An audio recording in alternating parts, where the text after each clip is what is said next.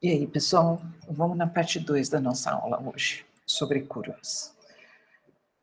Então, a gente viu na aula passada que essa questão de curvas vai servir para a gente descrever partículas, o movimento de partículas no espaço, né? Então, isso está atrelado a cada tempo que a partícula se move. Então, em cada tempo, você vai ter a determinação de um local no espaço que a partícula está, e isso vai ser descrito por uma curva.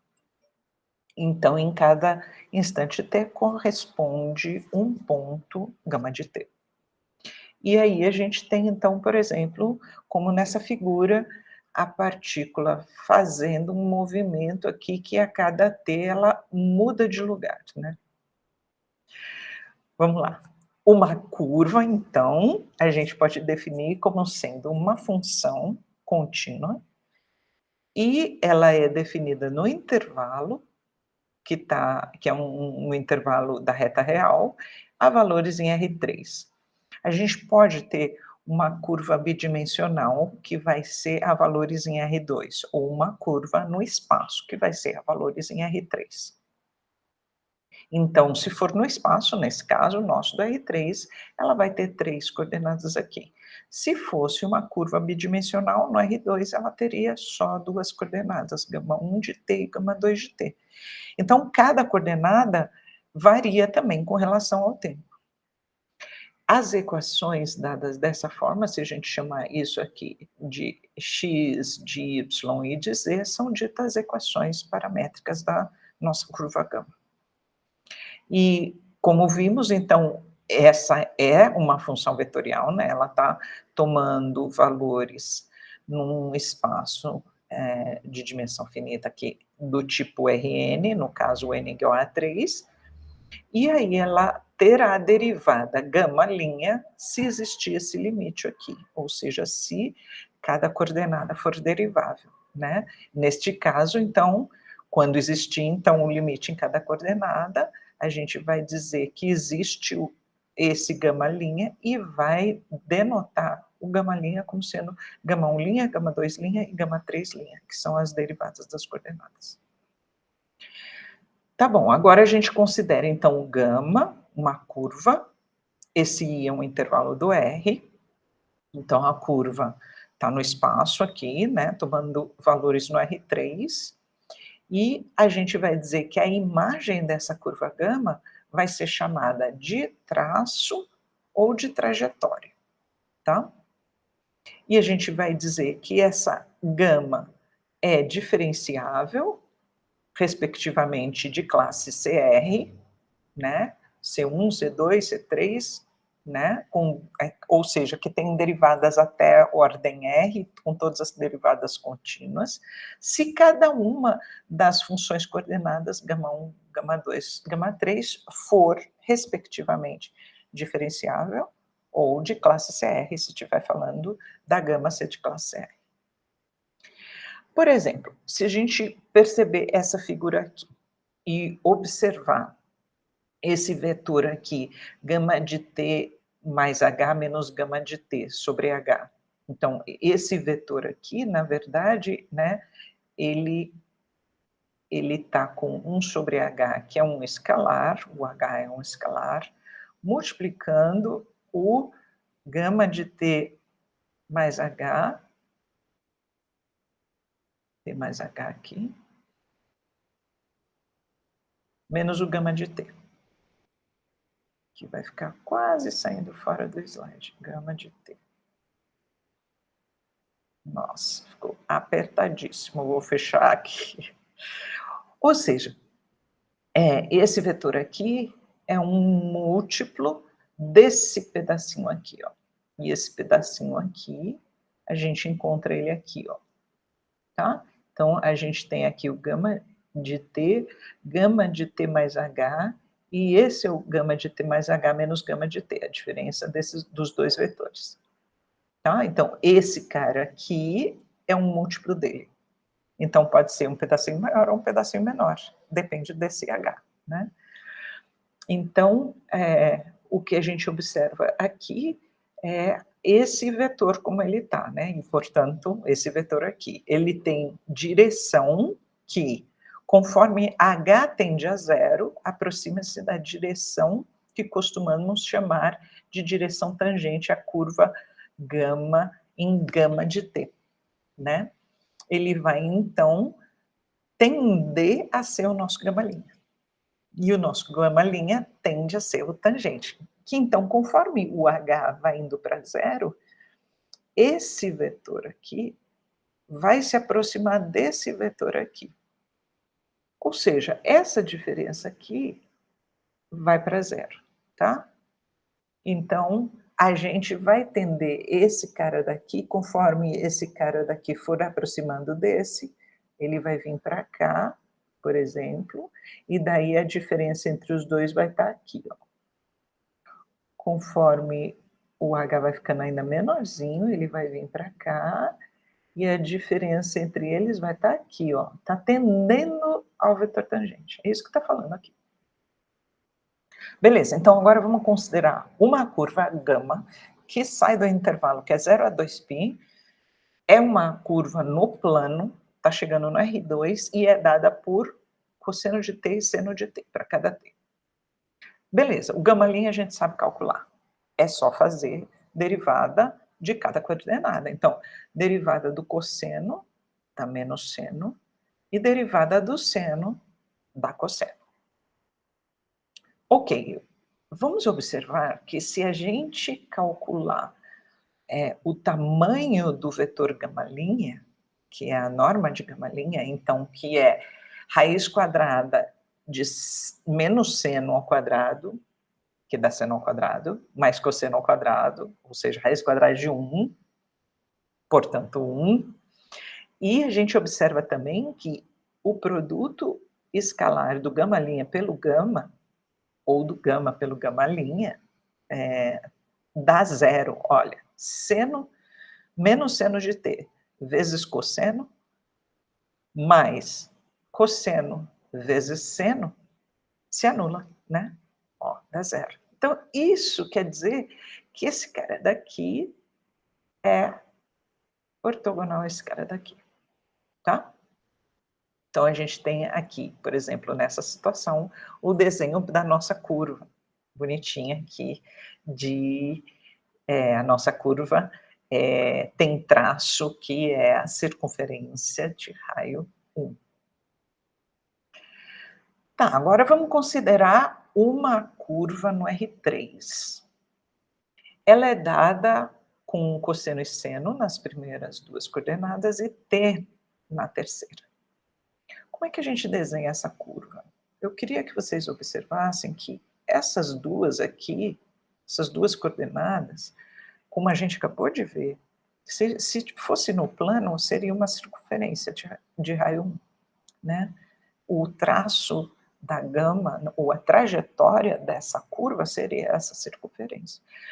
Esse t aqui, na terceira coordenada, o que ele está fazendo? Vamos pensar que a gente tem uma circunferência e é como se eu estivesse pegando essa circunferência, esse fiozinho aqui, e se o t for positivo, eu puxo esse fiozinho. Se o t for negativo, eu puxo para baixo esse fiozinho. Tá? Isso vai dar essa ideia para a gente, dessa curva. Beleza? Vamos considerar uma outra curva, que é de 0 a π, dada como, olha, essa curva é no plano, cosseno de 2t, seno de 2t. Então, o que a gente observa nela?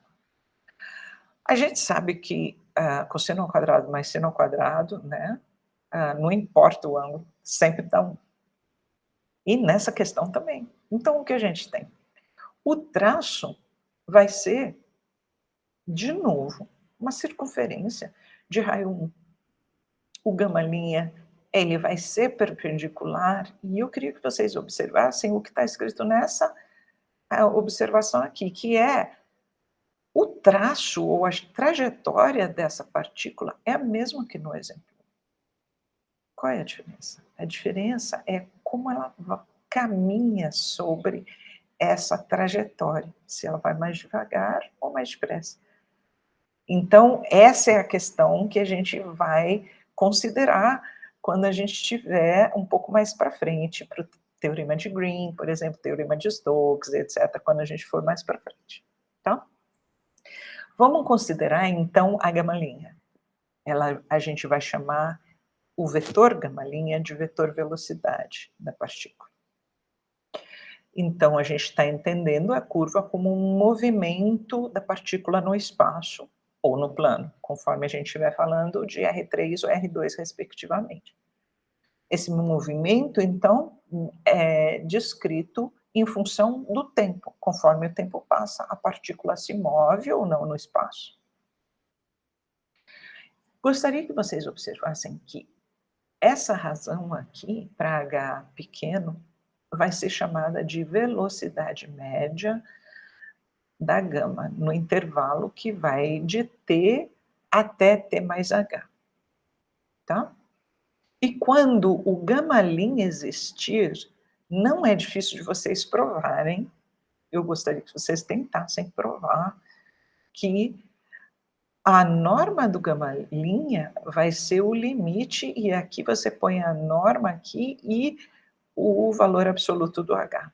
Dá para vocês provarem facilmente, por diferenças desse menos esse, e ver que jogada vocês podem fazer para mostrar que essa diferença disso com isso, em valor absoluto, tende a zero.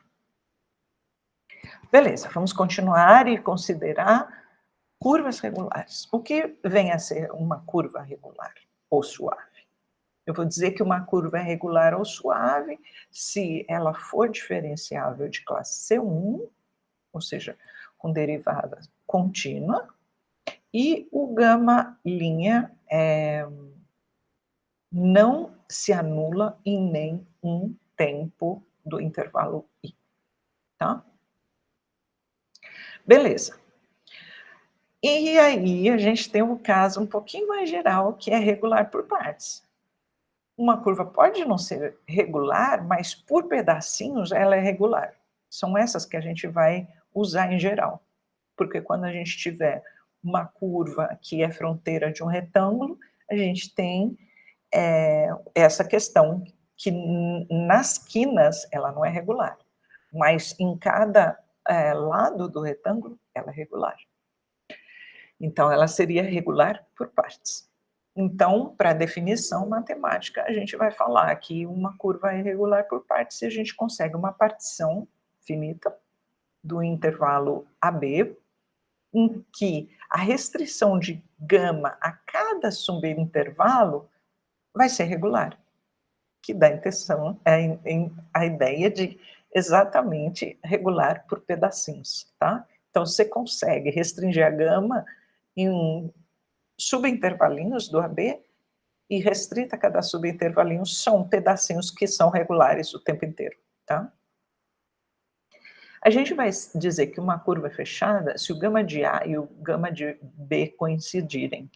A gente está supondo, tá, que a gama está definida no intervalo que vai de A até B. Então, se o gama de A e o gama de B coincidirem, quer dizer que você está fechando aqui, ó. Eles coincidem, tá?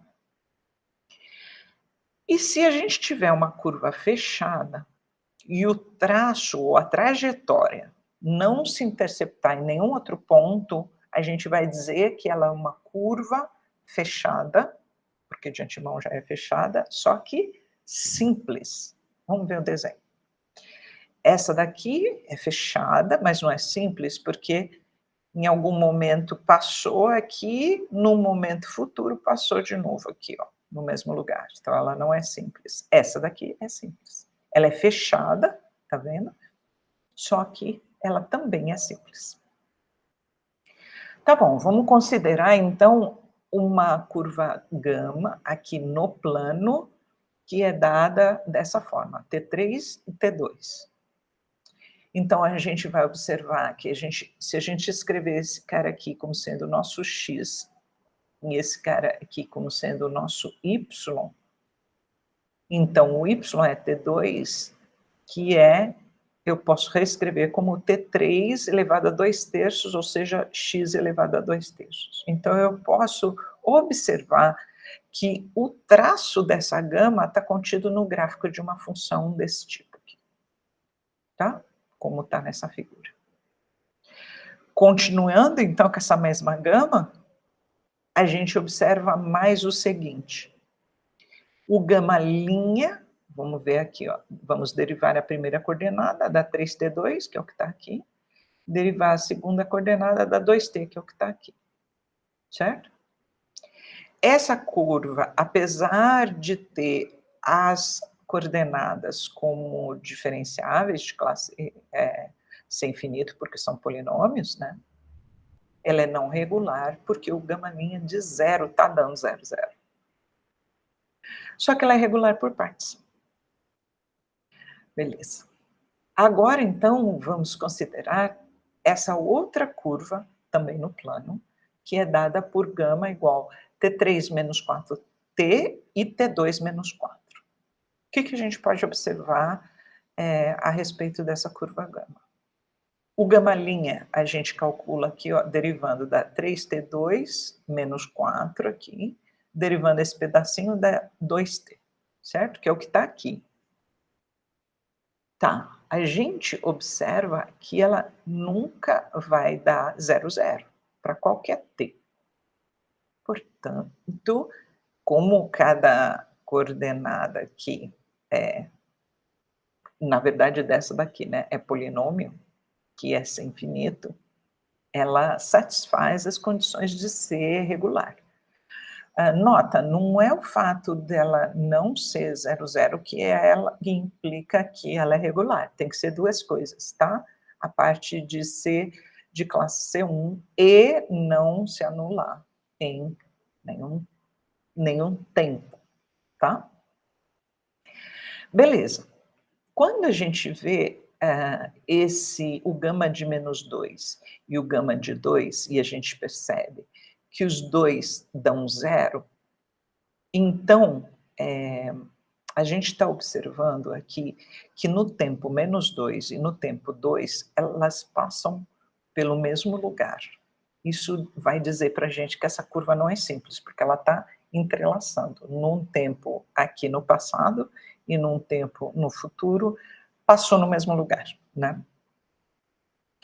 E o gama' de menos 2 dá 8 menos 4, em particular, e o gama' de 2 dá 8, 4, ou seja, com relação a um intervalo menos 2, 2, ela não é fechada, tá? Então, aqui, se eu pensar que ela está definida no intervalo menos 2, 2 contido no R, tá? Como um intervalo de saída. Beleza? Olha aqui, então ela está dessa forma aqui, vamos supor que aqui está dando, então, no tempo menos 2, e aqui está dando no tempo 2. Então, ela está fazendo esse lacinho. Esse lacinho diz que a curva não é simples. Beleza, vamos considerar agora uma curva no R3, que é o seguinte, a gente vai denotar por menos gama a curva definida da seguinte forma. Menos gama vai ser eu voltar pelo caminho que eu fui na gama. Então, menos gama de t é gama de A mais B menos t. Ó, repara que se o t for A, então t for A aqui, então A aqui, eu vou ficar com A menos A e fica só B. Então, o menos gama de A é gama de B. E o menos gama de B é gama de A. Então, o que está acontecendo é exatamente o que está escrito nessa figura aqui. O gama vai e o menos gama volta, tá? Observa que menos gama não é se pôr um menos na frente do gama, tá? É a notação de menos gama, é dessa forma que é definida, tá? Não é simplesmente colocar um menos na frente. Exemplo, mostre que se o tamanho do vetor gama de t for constante, que é isso que está falando aqui, quando fala a norma do gama de t é constante, então, ou seja, o tamanho desse vetor é constante, então é uma curva que não importa o tempo, sempre o vetor gama de t é constante. Então, o gama', que é a tangente, o vetor tangente à gama no ponto t, vai ser ortogonal ao gama para todo t. Ou seja, e a gente vai usar essa notação aqui. Beleza, então, o fato do tamanho do gama ser constante, então ele ao quadrado também é uma constante, tá?